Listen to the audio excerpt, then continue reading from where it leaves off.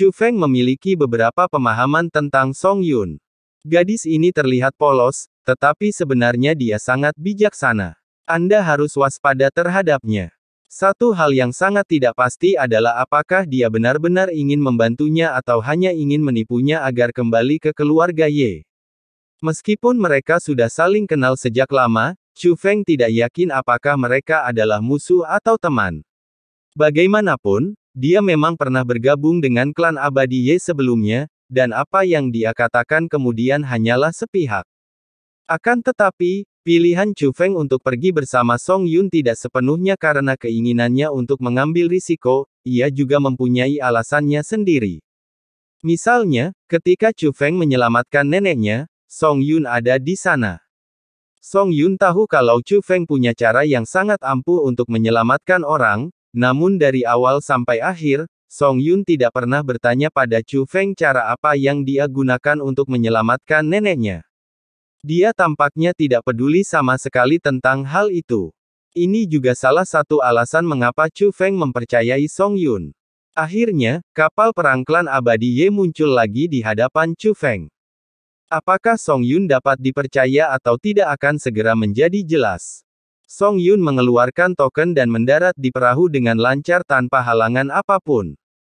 Tak lama kemudian, sosok yang familiar datang lagi ke arah kami. Mereka adalah Ye Xiancheng, kepala keluarga Ye, dan orang tuanya. Penatua Kecing, Anda kembali. Apakah kamu siap? Jika kamu masih butuh waktu, kamu bisa menunggu. Kamu harus menyesuaikan diri dengan kondisi terbaik. Ketika dia melihat Song Yun, Ye Xiancheng, kepala keluarga Ye yang bermartabat, sangat memperhatikan. Dia memanggil Song Yun sebagai tetua tamu. Tapi sikap itu, bagaimana bisa seperti seorang patriark memperlakukan yang lebih tua? Itu lebih seperti seekor anjing menjilati dewinya. Terima kasih atas perhatianmu, patriark. Aku sudah melakukan semua persiapan. Aku ingin tahu bagaimana formasinya. Tanya Song Yun. Semuanya berjalan jauh lebih lancar dari yang diharapkan. Jika tetua tamu sudah siap, formasi dapat diaktifkan sekarang, kata patriark klan abadi Ye. Kalau begitu buka saja, kata Song Yun. Bagus. Segera, kepala keluarga Ye memimpin jalan dan menuju ke bagian dalam kapal perang. Sepanjang jalan, patriark klan abadi Ye juga mengobrol dengan Song Yun tanpa henti. Ibu pemimpin klan Ye tampak tidak berdaya. Ayah pemimpin klan Ye tampaknya sudah terbiasa dengan hal itu dan tidak banyak bereaksi. Chu Feng, lihatlah penampilan patriark klan abadi Ye. Apakah menurutmu dia hanya berpura-pura, atau dia benar-benar menyukai Song Yun? Dandan bertanya dengan rasa ingin tahu. Kelihatannya nyata, mungkin aktingnya bagus. Dandan, apa pendapatmu? Tanya Chu Feng. Ratu ini tahu, jadi aku tidak akan bertanya padamu. Lagi pula, kaulah yang melatih mata ketiga. Bagaimana mungkin kau tidak bisa melihat? Tanya Dandan. Anda dapat mengetahui wajah seseorang tetapi tidak hatinya. Sangat mudah untuk melihat melalui formasi, tetapi yang paling sulit adalah melihat melalui hati seseorang. Kata Chu Feng. Tak lama kemudian, mereka pun tiba di area tengah kapal perang yang tadinya ditutupi oleh penghalang. Ketika penghalang itu menghilang, istana megah tampak di depan mata. Istana ini sangat istimewa, dengan sekat di tengah dan dua warna, hitam dan putih. Saat penghalang itu sirna, yang muncul di wajah bukan hanya atmosfer berat saat itu, tetapi juga kekuatan penyembuhan yang dahsyat. Dapat dikatakan bahwa orang biasa yang tidak pernah berlatih bela diri pun menderita penyakit terminal, selama ia terpapar sedikit saja kekuatan penyembuhan di sini, ia dapat segera pulih dan masa hidupnya dapat diperpanjang hingga ratusan tahun. Ini kemungkinan besar adalah harta rahasia keluarga Ye yang disebutkan Song Yun. Pintunya perlahan terbuka, dan kekuatan penyembuhan yang lebih dahsyat pun mengalir keluar. Pada saat ini, Chu Feng dapat melihat bahwa tempat di dalamnya jauh lebih besar daripada yang terlihat dari luar. Ini sungguh suatu formasi penyembuhan yang luar biasa. Formasi besar dan istana awalnya merupakan satu kesatuan, tetapi ada juga banyak mata formasi di sekitarnya. Kecuali satu mata formasi yang kosong, ada harta berharga yang ditempatkan di mata formasi lainnya. Ada benda-benda yang sangat berunsur yang, dan ada benda-benda yang sangat berunsur yin, tetapi semuanya dipilih dengan sangat cermat, dan ini bukan sekadar memilih harta karun terbaik untuk ditaruh di dalamnya. Sebaliknya, harta karun ini disatukan untuk mencapai efek yang lebih baik. Patriark klan abadi Ye melangkah langsung ke istana, dan Song Yun mengikutinya dari dekat.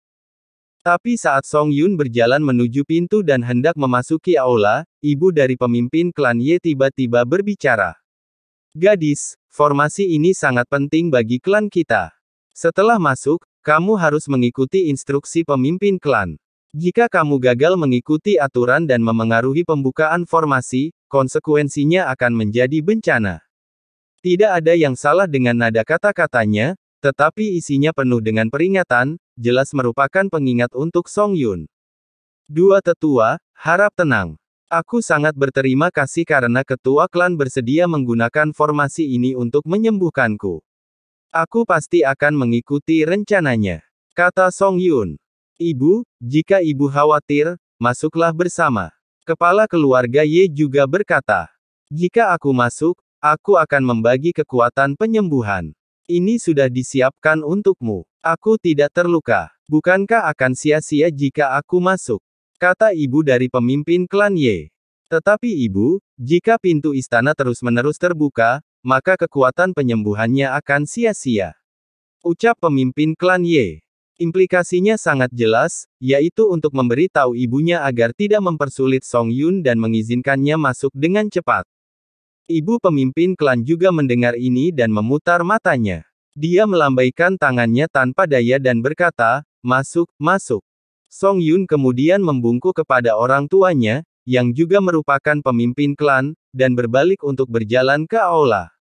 Begitu mereka memasuki aula, pemimpin klan Ye memberi isyarat dan pintu ditutup. Seketika, mantranya berubah lagi dan dinding di sekelilingnya menjadi transparan. Chu Feng tidak terkejut dengan ini. Transparansi ini tidak hanya memungkinkan mereka melihat apa yang terjadi di luar, tetapi juga memungkinkan orang di luar melihat apa yang terjadi di dalam. Namun perubahan ini tidak diperlukan. Pastilah orang tua ketua klan Ye merasa khawatir, sehingga mereka meminta ketua klan Ye untuk mengubah harta karun itu menjadi transparan agar mereka bisa merasa tenang. Dan pada saat ini, kepala keluarga Ye menatap Song Yun, matanya tampak sangat penuh kasih sayang dibandingkan sebelumnya. Penatua kecing, apakah Anda siap? Iya, Song Yun mengangguk, lalu melambaikan lengan bajunya dan sepotong kain kasa terbang keluar. Kain kasa itu berbeda dari kain hitam sebelumnya. Kain kasa itu langsung berubah menjadi kekuatan penghalang, menghalangi istana dari dalam. Lagi sibuk apa? Melihat hal itu, ibu pemimpin klan Ye yang berada di luar aula buru-buru bertanya. Meskipun ayah pemimpin klan Ye tidak berbicara, alisnya terangkat dan niat membunuh keluar dari tubuhnya. Pada saat yang sama, banyak sekali tokoh muncul di seluruh dunia. Mereka adalah pasukan keluarga Ye. Mereka jelas sudah siap, dan ketika mereka menyadari ada sesuatu yang salah, mereka segera menutup istana sepenuhnya. Namun Song Yun tidak menanggapinya dengan serius, sebaliknya, dia melambaikan lengan bajunya lagi dan membuang dunia spasial tempat Chu Feng berada. Chu Feng menggerakkan pikirannya dan melepaskan diri dari formasi, berdiri di samping Song Yun. Tapi, hanya dia. Adapun neneknya, Chu Feng tidak membawanya keluar secara langsung, tetapi menyembunyikannya dalam formasi. Kemunculan tiba-tiba orang ini mengejutkan kepala keluarga Ye. Dia melihat dari atas ke bawah, lalu dari bawah ke atas, berulang kali beberapa kali sebelum bertanya.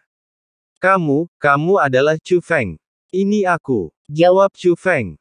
Penatua kecing, kamu juga telah dikendalikan olehnya. Patriark klan abadi Ye bertanya pada Song Yun. Dia mengira Song Yunru juga dikendalikan oleh Chu Feng seperti tuan muda ketujuh.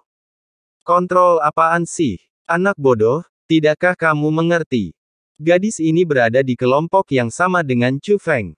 Di luar aula, ibu pemimpin klan Ye tampak sangat kecewa padanya, dan kemudian dia mulai berlatih sihir. Langit dan bumi sekitarnya diterangi oleh cahaya keemasan. Meskipun Chu Feng berada di dalam harta rahasia ini, dia masih bisa merasakan kekuatan dan tekanan luar biasa kuat yang terpancar dari cahaya keemasan itu. Dengan kata lain, mereka ada di dalam harta karun rahasia ini. Jika tidak, tekanan tersebut akan langsung memusnahkan mereka. Itu adalah formasi yang sangat kuat. Formasi besar leluhur kita telah diaktifkan. Tidak ada yang bisa lolos. Dasar gadis bodoh, kalau kau kembali sekarang, aku bisa mempertimbangkan untuk meninggalkan tubuhmu yang utuh. Ibu dari pemimpin klan Ye menggertakkan giginya dan berkata kepada Song Yun dengan kejam. Tidak ada seorang pun yang bisa lolos. Wanita tua, kamu benar-benar tua. Ingatanmu benar-benar buruk, bukan? Ketika saudaraku Chu Feng membawa pergi nenek kita, bukankah formasi leluhurmu sudah diaktifkan? Song Yun melepas tudung kepalanya dan menatap ibunya, kepala klan Ye. Di wajah polosnya ada sepasang mata yang menghina.